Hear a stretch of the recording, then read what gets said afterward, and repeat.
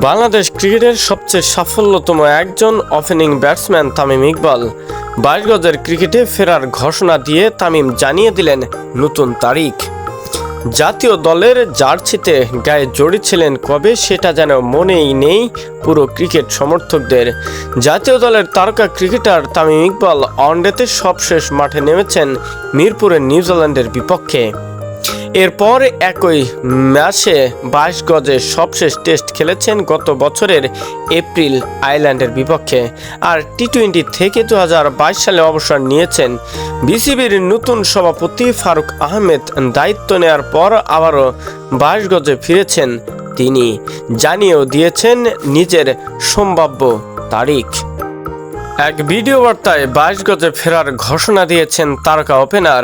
তিনি জানিয়েছেন আগামী 4 থেকে 14 অক্টোবর যুক্তরাষ্ট্রের ন্যাশনাল ক্রিকেট লিগে NCL খেলবেন তিনি। একই লিগে খেলবেন অলরাউন্ডার সাকিব আল হাসানও। প্রথমবারের মতো দেশটির ডালাসের ইউনিভার্সিটি অব টেক্সাসের উদ্যোগে এই টুর্নামেন্টে অংশ নেবে 6টি দল। 60 বলের টুর্নামেন্ট খেলতে চুক্তিবদ্ধ হয়েছেন তামিম। NCL এর এক্স অ্যাকাউন্টে ভিডিও বার্তায় তিনি এ তথ্য জানিয়েছেন। তামিম বলেছেন, ডালাসে অনুষ্ঠিত হতে যাওয়া ন্যাশনাল ক্রিকেট লিগ ক্রিকেটে তিনি অংশ নিয়েছেন।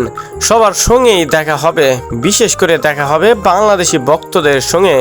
মাঠে নামার জন্য আর তর সইছে না তার।